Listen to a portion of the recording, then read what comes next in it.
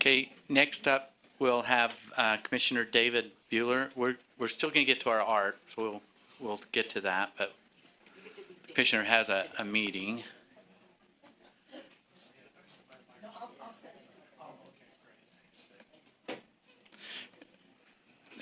You don't need to hold it. Oh, great. Thank you for coming, and can you introduce who you have Yes. with you today? Well, it's an honor to be here with you today, and seated on my right is Melanie Heath, who's our Director of Communications, and on my left is Carrie Beckman, who is our Manager of our Scholarship Programs. And so I know I have just a few minutes with you today, so I'm going to try to hit the most important points quickly and then leave some time for questions. And we do have a handout. Should we do that now, Melanie? Okay. All right. Thanks.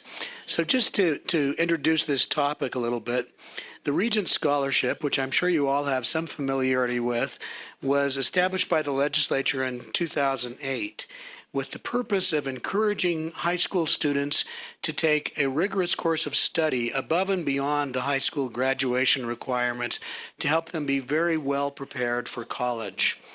And since 2008, we've had approximately 18,000 students receive this scholarship and received more than $50 million appropriated by the legislature. In the past 5 years, if you take a point in time from 5 years to 2013 to 2017, the number of applications has doubled.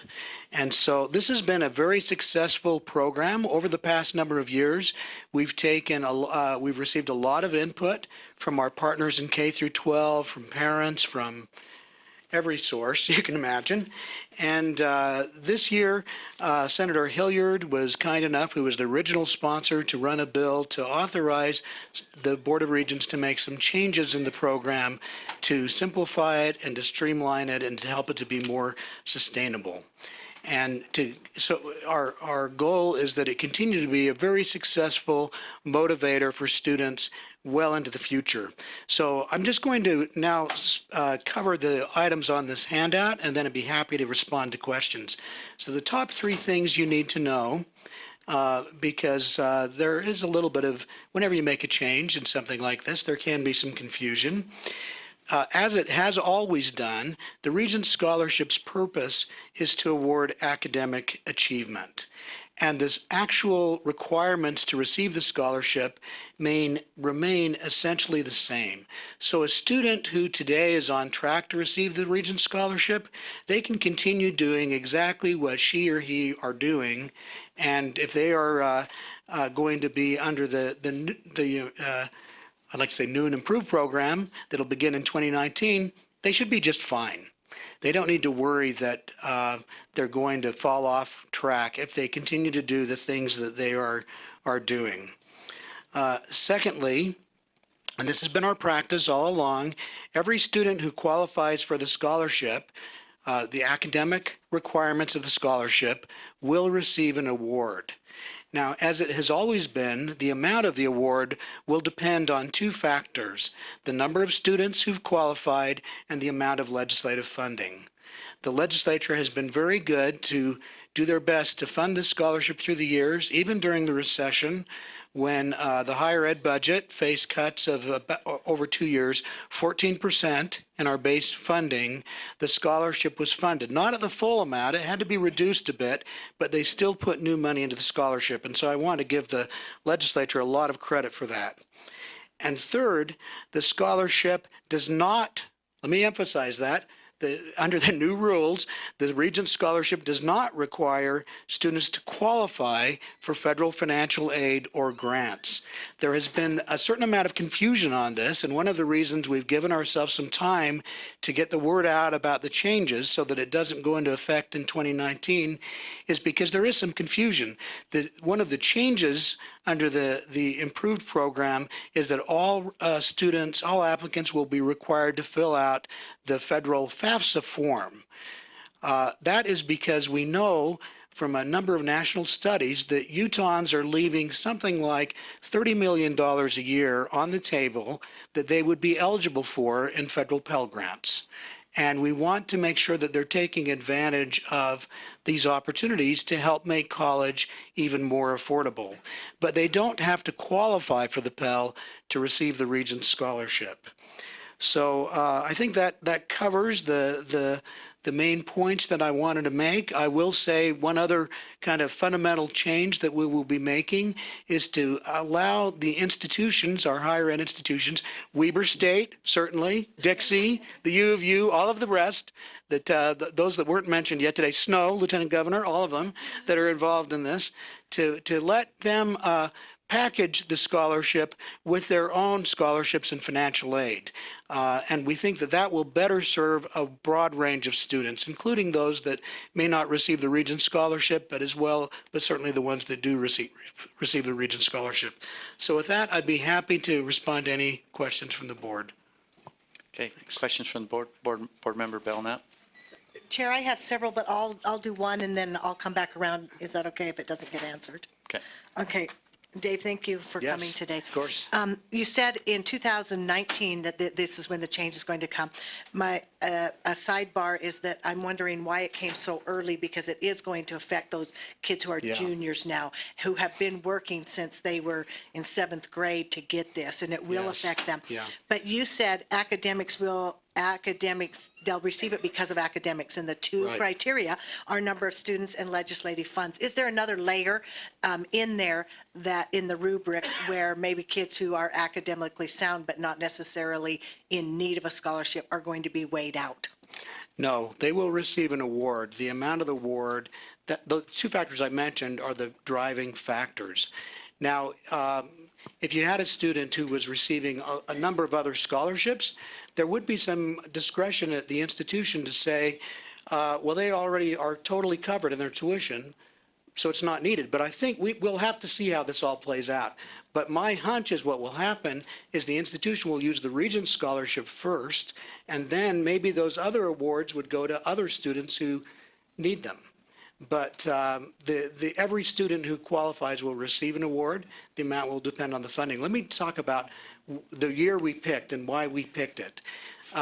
Currently, to receive the Regents Scholarship, you don't have to do anything different.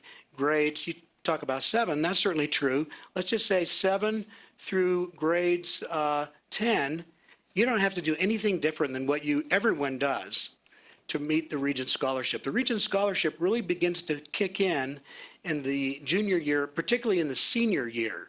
And so there will be plenty of time for those that are high school juniors now to be able to make whatever adjustments they need to, because again, the basic requirements, academic requirements, remain the same. And so we're not, raising those requirements from what they were. One follow-up. Thank you, Chair. I'm sorry.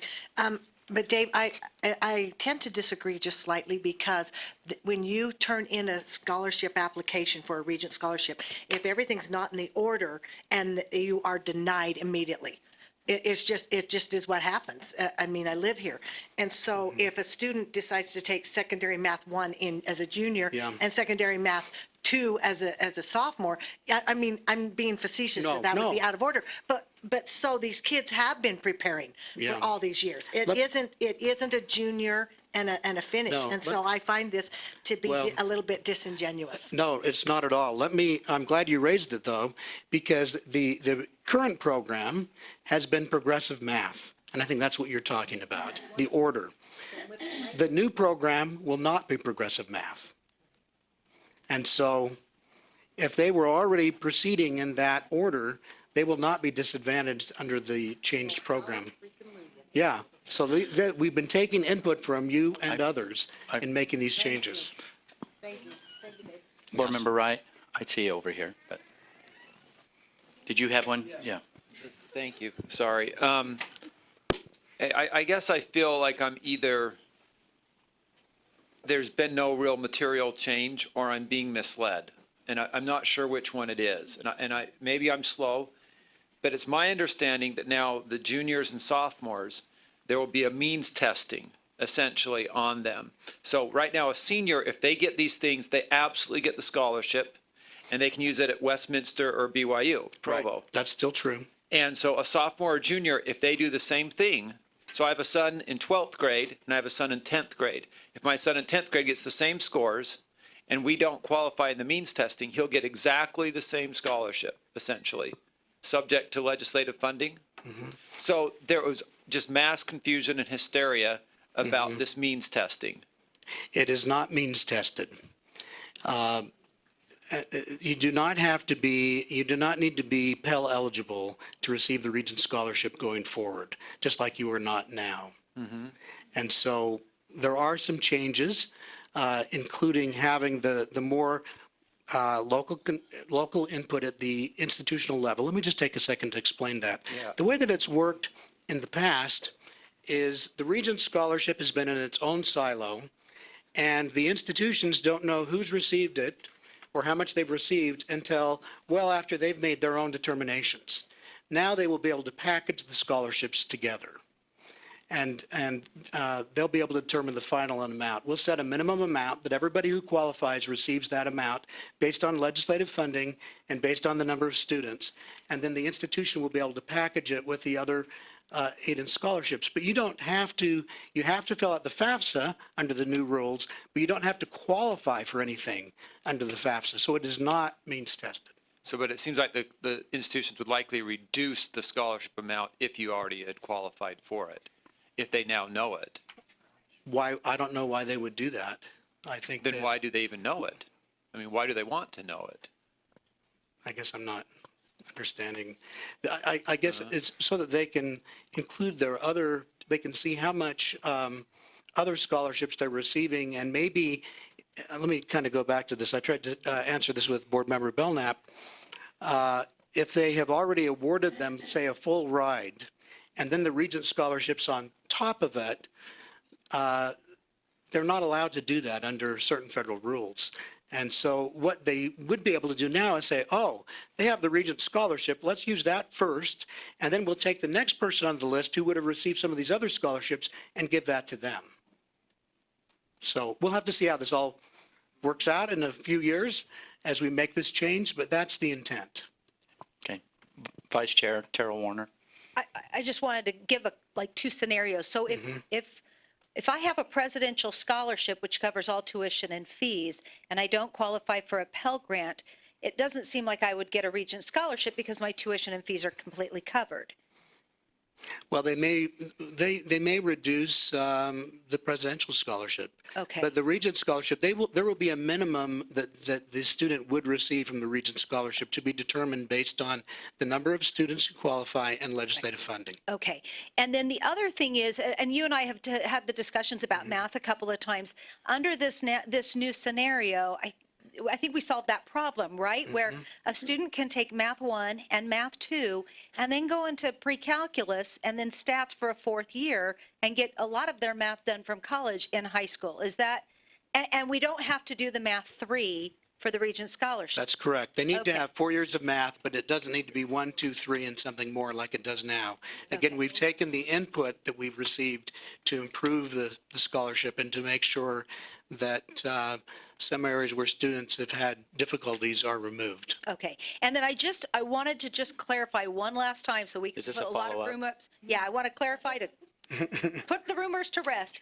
If a student qualifies, even if they don't qualify for a Pell Grant, they would still receive something. Exactly. Okay. Thank you. That's Thank you. been stated a whole lot. Okay. All right. Okay. Board Member Stoll. Commissioner, thanks for being Yes, here. So you bet. in my simple understanding, this isn't doing away with anything. This is trying to allow more people to get scholarships and dollars into higher education. Some in the past, some Regent scholarships may have been given to people who qualified for Pell Grants, correct? That's correct. And this allows us to maximize the dollars that are there to get more people through the system. That's exactly right. That we know that college affordability is always an issue, and we want to broaden the opportunities. And you're exactly right, Board Member Stokes. Thank you for that. Board Member Bolter. So I've got a question. why are you guys requiring students to complete the free application for federal student aid? Like, why would that matter whether a student filled that out or not? There's I mean, two- that really yes. bothers me. There's two reasons. Well, there's two reasons. One, I mentioned before that we know we're leaving millions and millions of dollars that we as Utah taxpayers are paying on the table because students do not fill it out. The other reason is our institutions use that in their own scholarship programs. And so it helps tie it together at the ground level. But to me, the first reason is the main one, that by encouraging students to, and we do other things to encourage them now. We have FAFSA nights and we have other things to help them because it's not, it can be a daunting process for students to fill that form out. It's a federal form. I haven't seen one yet that is just, like that. But we want to make sure that they are able to access all of the assistance that they qualify for to help them to go to college. So that cost is not a barrier. But shouldn't that be left up to the parents, not for you to decide? For It's this up to the scholarship? parents. It's up to the students but this will now be part of the scholarship requirement. Okay. Vice Chair Ellis. So mine is not in relationship necessarily to the scholarship, so I apologize, but it's about the math 1050, 1060. Because I get parents reaching out to me all the time who do not want to take math 1, 2, 3. My own children don't take math 1, 2, 3. In the past, we've tested into math 1050, 1060, AP Calc, and then AP Stats, so that they don't have to do this integrated math Common Core stuff that we just aren't fans of. Now, parents are telling me that the rules changed last year and you can no longer test into 1050, 1060. You can't take AccuPlacer test to get into, is what they're being told by school districts. I'm going to ask Carrie to respond to that because that's getting in a little more detail than I'm quite ready to answer. So.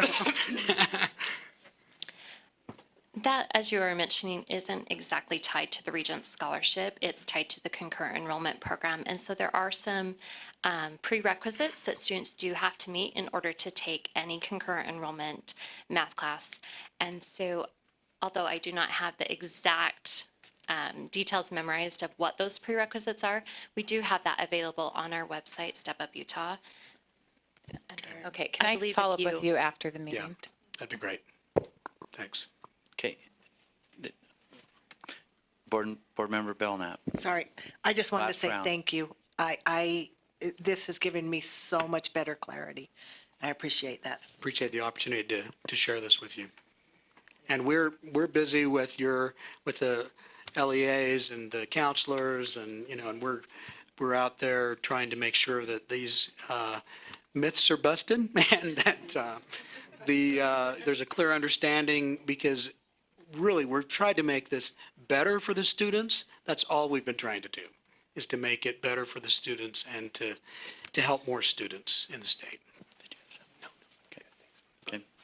Thank you, Commissioner, for being Thank you here. very much. This was an informational item, and we did get some information today, so All right. thank you very much. Thank you.